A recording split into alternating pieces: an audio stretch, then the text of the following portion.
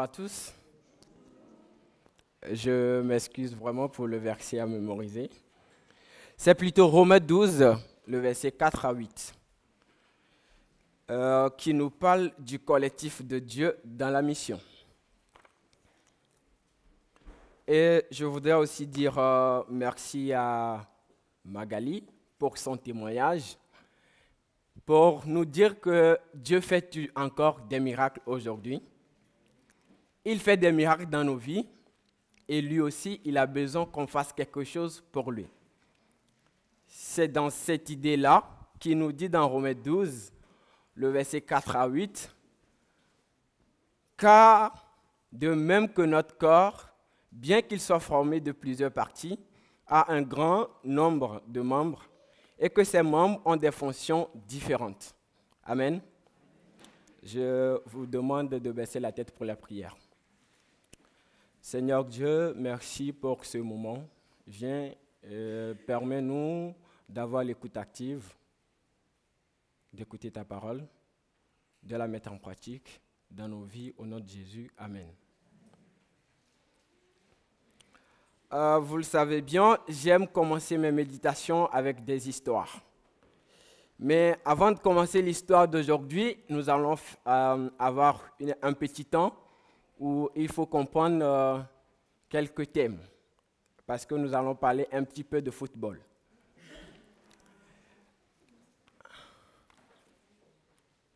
S'il vous plaît, la technique. Voilà, nous allons un petit peu parler de football. Sur un terrain de football, il y a plusieurs postes. Et là, nous avons le poste du gardien. Retenez bien, le gardien. Et après le gardien, il y a 4 postes. C'est le poste des défenseurs. C'est ceux qui défendent de façon que l'autre équipe ne marque pas au niveau du gardien. OK? Et ensuite, nous avons le poste de milieu. Il y a 3 milieux de terrain qui font le lien entre les défenseurs et l'attaquant. Et ici, nous avons l'attaquant qui est tout en jaune parce que nous avons une histoire sur une équipe. Il était une fois, dans un village, une équipe de football qui avait un attaquant très redouté. L'attaquant, ce joueur faisait trembler toutes les défenses. Il marquait énormément de buts et portait à lui seul son équipe et qui devenait imbattable grâce à lui. Alors cette équipe, avec le meilleur attaquant, le jeune extraordinaire, qui marquait beaucoup de buts, la défense des autres équipes n'arrivait pas à l'arrêter parce qu'il était très bon et il marquait tout le temps. Et son équipe, au tournoi de la région, gagne à chaque fois le tournoi. Alors, fut un jour un entraîneur qui est venu dans un autre village. L'entraîneur a pris du temps et a étudié le style de jeu de l'attaquant. Et en étudiant, il a remarqué quelques faiblesses dans son style de jeu. Alors, il a mis en place un système de défense avec toute son équipe. Il a impliqué et les joueurs et le staff juste pour arrêter cet attaquant-là. Alors, quand le tournoi de la région était encore arrivé, normal, l'équipe du meilleur attaquant était déjà le tenant du titre. Et deuxièmement, ils étaient favoris pour le tournoi. Ils gagnaient les équipes jusqu'à ce qu'ils ne tombent sur l'équipe de cet entraîneur-là. Alors ce jour-là, ils ont remarqué que toutes les passes qui allaient vers l'attaquant étaient interceptées. Quand les défenseurs donnent la passe, ça n'arrive pas. Quand les milieux de terrain cherchent à donner la passe à l'attaquant, il n'arrive pas parce que l'équipe arrivait à intercepter tous les ballons. Alors il était privé de toute liberté. Comme il n'a pas de liberté, il ne peut pas marquer. Comme il n'a pas le ballon, il ne peut pas marquer et il n'est pas dangereux. Alors tout le monde était étonné. Les gens prêtaient attention de suivre qu'est-ce qui va se passer aujourd'hui. Parce que le meilleur attaquant de la région n'arrivait pas a fait la différence. Juste comme ça, et vers la fin du match, l'équipe de l'entraîneur a marqué un but et remporta le tournoi. Alors le coach de l'attaquant était vexé, très énervé. Il s'est dit, ok, j'ai compris quelque chose. Alors du retour au village, pendant les entraînements, il a dit à son attaquant vedette, tu restes de côté, tu ne vas pas jouer avec nous aujourd'hui. Et tous les autres, je veux que vous vous mettiez au travail. Que ce soit défenseur, milieu de terrain, jouez de façon que vous soyez tous comme des attaquants. Faites de sorte que vous soyez tous dangereux quand on va arriver pour jouer, qu'on ne pense pas que il n'y a que l'attaquant qui va marquer, mais que le danger puisse venir de partout. Alors, selon les entraînements, il a entraîné et les défenseurs, et les milieux de terrain, et même le gardien de but. Alors, le tournoi suivant était arrivé. Toutes les équipes ont préparé leur défense juste pour cet attaquant extraordinaire. Toutes les défenses étaient là juste pour l'attaquant. Alors, à leur grande surprise, quand ils ont vu la fiche de match, l'entraîneur avait mis l'attaquant sur le banc. Alors, toutes les équipes étaient étonnées. J'ai dit, mais pourquoi il ne joue pas? S'il ne joue pas, on a tout notre système de défense sur lui, mais s'il ne joue pas, comment on va faire? Il ne pouvait même pas aussi forcer l'entraîneur de faire entrer l'attaquant. Alors là, le match a commencé. Ils ont vu qu'il y a des milieux de terrain qui marquent des buts, des défenseurs qui marquaient des buts, et même parfois, à la fin des matchs, il y a le gardien de but qui sort et qui vient et qui marque. Alors, c'était devenu dangereux. Ils ne savaient plus quoi faire, à quoi s'attendre, parce que si on défend sur ce milieu de terrain, il y a l'autre qui va venir marquer. Et si on défend sur ce milieu de terrain, il y a les défenseurs qui sont là. Et si on attaque les défenseurs, il y a le gardien. Alors là, l'équipe était devenue un collectif puissant. Ils ont remporté encore le tournoi sans leur attaquant vedette. Super alors. Tout le monde était étonné de voir ce collectif-là. Alors nous aussi, Dieu veut un collectif dans sa mission. C'est là le titre de la méditation d'aujourd'hui qui nous dit « Le collectif de Dieu dans la mission ». Hébreux 12, versets 4 à 9 nous dit que nous sommes un seul corps. Romains 12, excusez-moi. Romains 12, versets 4 à 8. Nous sommes un seul corps et que Dieu nous a donné des dons différents. C'est-à-dire que comme une équipe, on a des défenseurs, on a des milieux de terrain et on a des attaquants. Et on a, par exemple, à l'église de Lille, un attaquant vedette. C'est là que je vais vous parler du collectif de Dieu. Si nous prenons l'exemple que l'église est une équipe collective, en gardien, nous avons l'accueil. Pourquoi? Parce que quand quelqu'un vient à l'église, il est accueilli où? À la sortie. Et les gens de l'accueil, juste un sourire peut amener quelqu'un à Dieu. Juste une salutation peut permettre à quelqu'un d'ouvrir son cœur à Jésus. Nous avons l'équipe de l'église et nous avons l'attaquant vedette, le pasteur. Alors, nous aussi, est-ce que nous devons avoir notre seul espoir sur l'attaquant vedette comme l'équipe avait fait?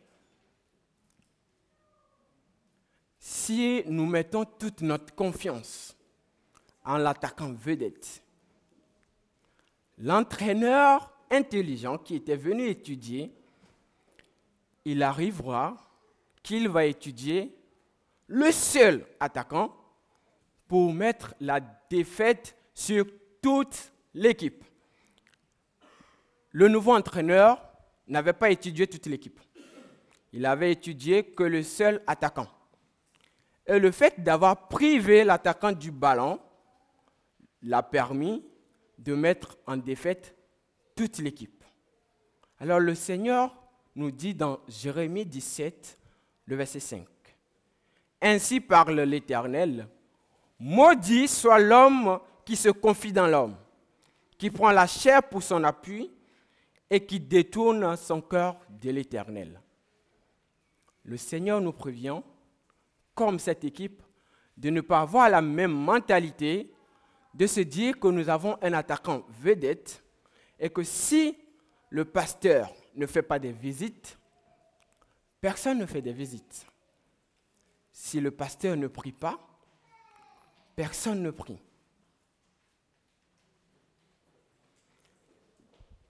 Dieu nous dit ici que nous ne devons pas avoir notre confiance en l'homme, mais en lui tout seul. Et aussi, dans cette histoire, nous voyons que l'ennemi a étudié une seule personne. Et l'ennemi, aujourd'hui, c'est qui? En Pierre 5, verset 8, nous donne la réponse. Soyez sobres, veillez. Votre adversaire, le diable, rôde comme un lion rugissant, cherchant qui dévorer. Nous sommes aussi comme cette équipe-là. Nous avons notre attaquant vedette. Alors, nous avons aussi l'autre entraîneur, qui est le diable, qui est là, et qui voit qu'en fait, l'église de Lille, si ça se repose sur le pasteur, alors je vais étudier où sera la faiblesse de le pasteur. Donc, comme cette équipe, si Satan arrive à intercepter tous les ballons vers l'attaquant vedette, qu'est-ce que nous allons faire? Alors que le Seigneur nous dit que nous avons des dons différents, c'est-à-dire que individuellement, chacun doit développer son talent. Individuellement, chacun doit mettre son talent à la mission. C'est-à-dire à l'accueil. Si pour toi, c'est avec le sourire que tu peux accueillir une personne, permettre à la personne de se sentir bien dans la maison de Dieu, ne pense pas que ce que tu fais est minime, parce que cela aussi, c'est pour la mission. Et aussi, comme des défenseurs, nous avons aussi la communication. Je vous donne un témoignage.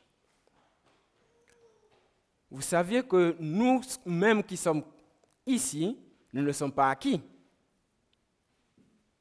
Nous ne sommes pas acquis et qu'il faut tout le temps nous chérir pour qu'on ne parte pas. Alors moi, quand j'étais arrivé sur l'île, c'est grâce à la communication que je vous ai retrouvé. C'est grâce à l'équipe de la communication. Quand j'ai écrit, on m'a répondu, on m'a dit que tu peux venir.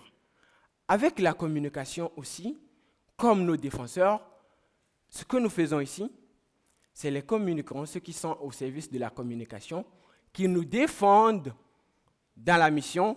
C'est eux qui publient, c'est eux qui mettent sur les réseaux sociaux ce que nous faisons, qui va permettre à quelqu'un qui est dans sa maison de suivre la même chose que nous et de pouvoir être touché pour Dieu et de pouvoir changer. Et là aussi, ce sont nos défenseurs. Et dans la communication, même pour ce sabbat, il y avait une affiche qui était là pour parler de la prédication d'aujourd'hui. Il y avait une affiche qu'on a mise sur la story Instagram. Et c'est grâce à ça que Alexis, mon ami, est là aujourd'hui. Amen. Nous devons savoir que dans la mission pour Dieu, nous avons tous des talents. Et que nos talents peuvent être mis au service de Dieu. Il y a aussi le diaconat qui sont là comme des défenseurs, qui défendent pour la mission de Dieu. Et nous avons aussi des animateurs, nous avons aussi des intercepteurs. Ceux qui prient, des intercesseurs, qui prient pour nous. C'est eux qui défendent, que ce soit toi, que ce soit moi, auprès de Dieu. C'est aussi nos défenseurs. Et comme milieu de terrain, c'est ceux grâce à qui un milieu de terrain, c'est celui qui fait le lien entre l'attaquant et la défense. Grâce au milieu de terrain, le collectif est beaucoup plus puissant. Sans nos chanteurs, sans nos musiciens, est-ce que le culte va bien aller? Si nous n'avons pas de musiciens, nous n'avons pas de chanteurs, est-ce que le culte va bien aller? Et on n'a pas besoin que de la méditation, on a aussi besoin des chants. Si vous vous rappelez bien, le sabbat dernier, il y avait eu un chant, et c'est grâce au chant que moi je me suis bien senti. Ça veut dire que grâce au chant, nous pouvons aussi aller évangéliser pour la mission de Dieu. C'est pour ça que Dieu nous donne des dons. Il y a des gens, quand tu les vois, tu sens que quand il est dans le diaconat, c'est vraiment son don, parce que grâce à ça, il fait ce qu'il peut pour la mission de Dieu. Il y a certaines personnes, c'est l'accueil. C'est avec son sourire, c'est avec ses mots doux qu'il est dans la mission pour Dieu. Certaines personnes, c'est juste pour intercéder pour d'autres personnes. Et ça, c'est comme ça qu'ils sont pour la mission de Dieu. Dieu sait pertinemment que nous avons besoin de tout cela. C'est pour ça qu'il a donné à chacun un don.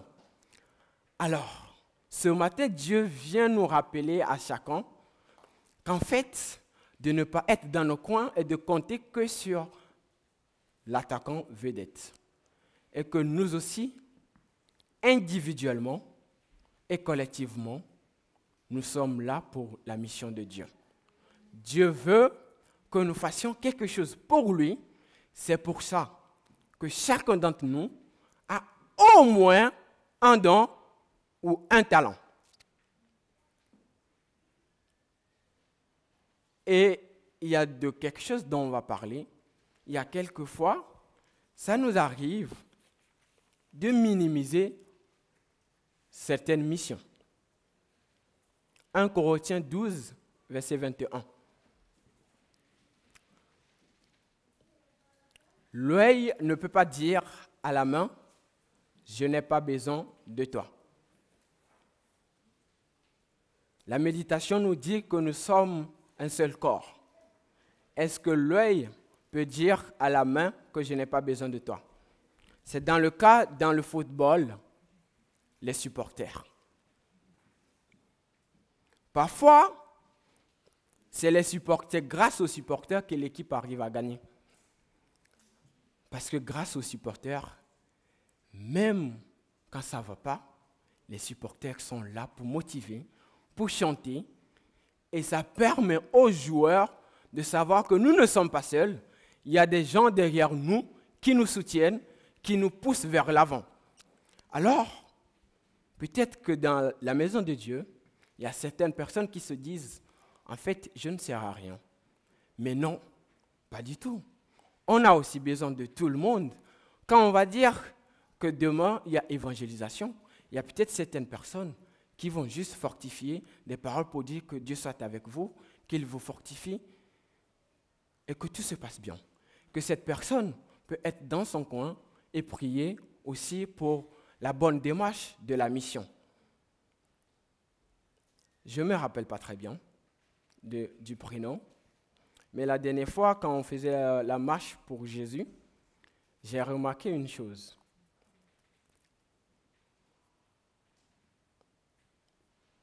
Ce n'était pas le jour-là, on ne s'était pas dit qu'on va aller pour la mission, ce n'était pas pour évangéliser. Et peut-être que personne ne l'a vu, mais moi, Dieu a permis que je l'ai vu. S'il vous plaît, votre nom, s'il vous plaît. Je l'ai vu, la maman, je l'ai vu en train de partager des pamphlets. Ce n'était pas un jour d'évangélisation, personne ne l'a vu, mais elle faisait quand même ça. Ça veut dire que dans la mission, il y a certaines personnes qui font des choses dans l'homme, comme des supporters, ça ne se voit pas. Ce n'est pas comme le pasteur devant, mais elle est là aussi pour la mission. elle a partagé des pamphlets et grâce à ça, il y a certaines personnes qui vont connaître Dieu. Et c'est ce que Dieu nous demande. C'est que nous devons tous nous mettre à la mission. Quand on demande à nous tous pour un collectif, pas forcément que tu sois l'attaquant vedette, ou pas forcément que tu sois un milieu de terrain, ou pas forcément que tu sois un défenseur, ou forcément un gardien. On a juste besoin que tu mets la main à la pâte pour la mission. En tant que supporter, il y a quelques fois, moi je suis supporter d'une équipe, peut-être l'équipe ne me connaît même pas, mais je fais des choses quand même. Ah ouais.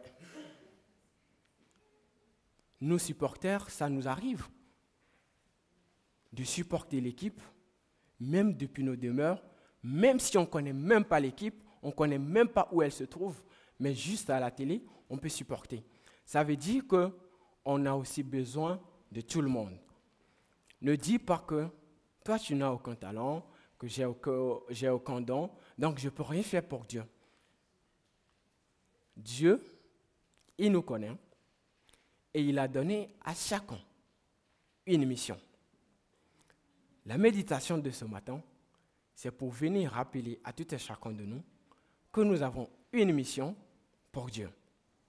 Et que nous, personnellement, nous devons travailler sur nous pour savoir quel est notre don. Parce que, avant qu'on te dise, l'entraîneur dise que tu es défenseur, c'est parce qu'il a remarqué chez toi que tu défends bien. Il a remarqué que chez toi, tu arrives à faire le lien dans la mission. Alors ça nous arrive que dans l'église, on a besoin des gens. Alors, individuellement, ça veut dire que chacun doit prier pour son développement. Chacun doit se développer individuellement, peut-être en tant que défenseur, peut-être en tant que milieu de terrain, pour que l'Église, tous ensemble, on forme un collectif.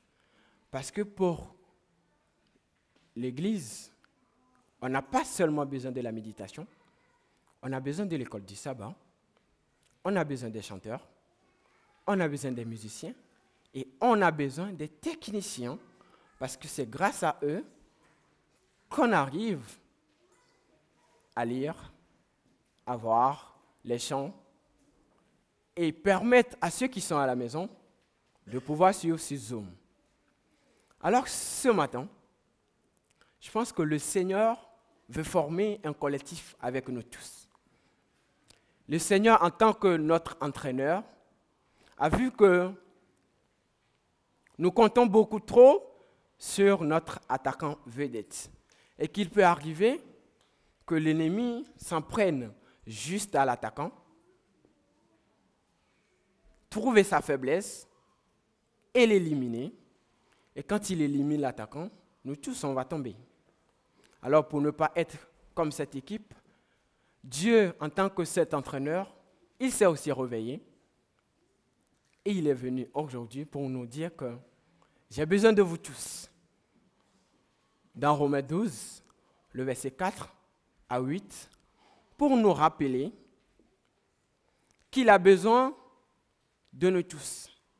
Que les entraînements maintenant, ça ne va pas être que pour jouer pour l'attaquant, mais les entraînements, c'est pour que nous tous, nous soyons un danger pour l'ennemi.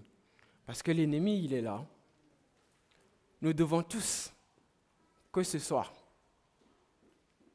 diacre, diaconesse, les gens de l'accueil, musiciens, chanteurs,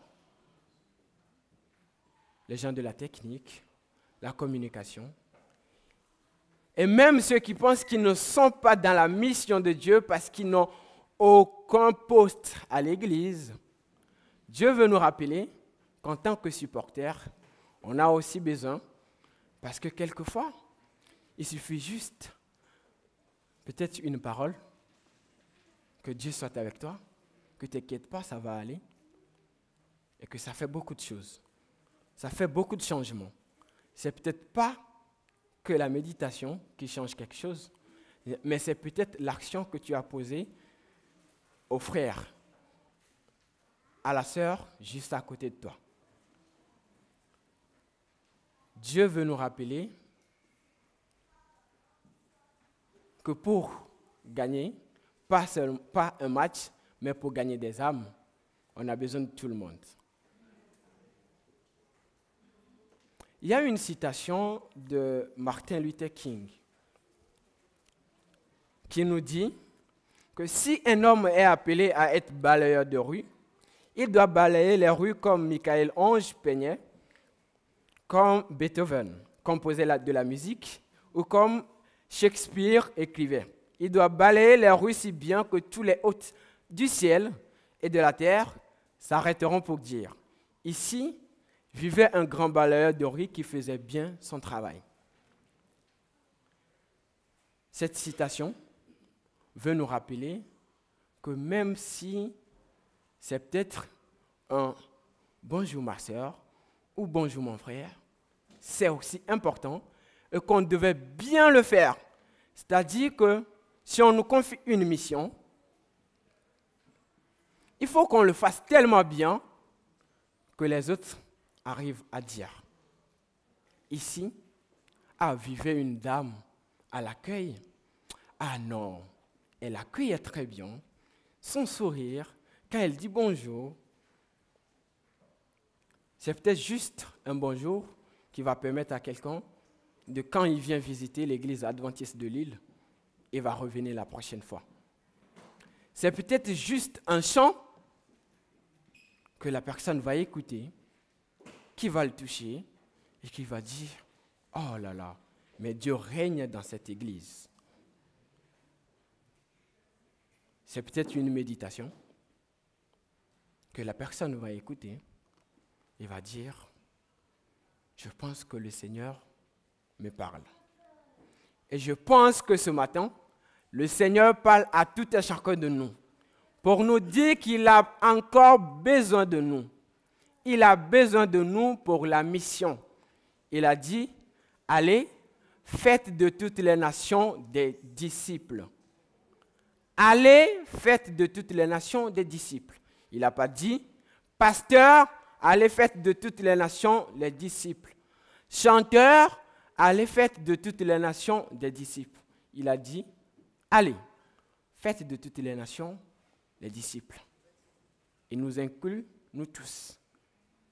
Ça veut dire que même si tu n'as pas une mission, tu n'as pas un poste à l'église, le Seigneur a quand même besoin de toi. Peut-être qu'on ne va pas te remarquer comme certaines personnes, mais le Seigneur, il remarque tout le monde. Le Seigneur, lui, il voit tout le monde. Et il sait et il récompense selon nos actes. C'est-à-dire que le Seigneur a besoin du talent, des dons, de tout et chacun de nous. Sinon, il ne nous les donnerait pas. Si Dieu a donné un talent à quelqu'un d'entre nous, c'est pour sa mission. C'est pour évangéliser. Quand nous allons sortir, parfois pour aller évangéliser, ce n'est pas seulement les pamphlets, les livres que nous donnons qui touchent quelqu'un. C'est peut-être un chant qui a été chanté juste à côté. C'est peut-être le sourire que tu lui as accordé juste en passant. C'est peut-être le bonjour, le bonne journée que tu lui as dit. Alors, chers frères et sœurs, ce matin, le Seigneur veut nous dire qu'il a besoin de tout à chacun de nous. Que ce soit pour la méditation, que ce soit juste pour un sourire, que ce soit pour juste une parole encourageante, le Seigneur a besoin de chacun d'entre nous. Pour sa mission. Sa mission, c'est de faire de toutes les nations des disciples. Et pour faire de toutes les nations des disciples, il n'a pas besoin que le pasteur seul vienne évangéliser. Il n'a pas besoin que ce soit le pasteur seul qui aille vers le monde, mais il a aussi besoin de ceux à qui il a donné la voix pour chanter. Il a aussi besoin de ceux à qui il a donné la facilité de se faire des amis. Il a aussi besoin de ces personnes souriantes. Il a aussi besoin de peut-être ce truc que tu fais et que personne ne le voit. Il a aussi besoin de ça. Ce matin, le Seigneur veut nous rappeler que seul on va vite, ensemble on va loin. Ce matin, peut-être que tu as été touché et que tu veux faire partie de ce collectif que Dieu veut former aujourd'hui. Alors je t'invite à te mettre debout et ensemble, on va chanter le cantique 359 et prier.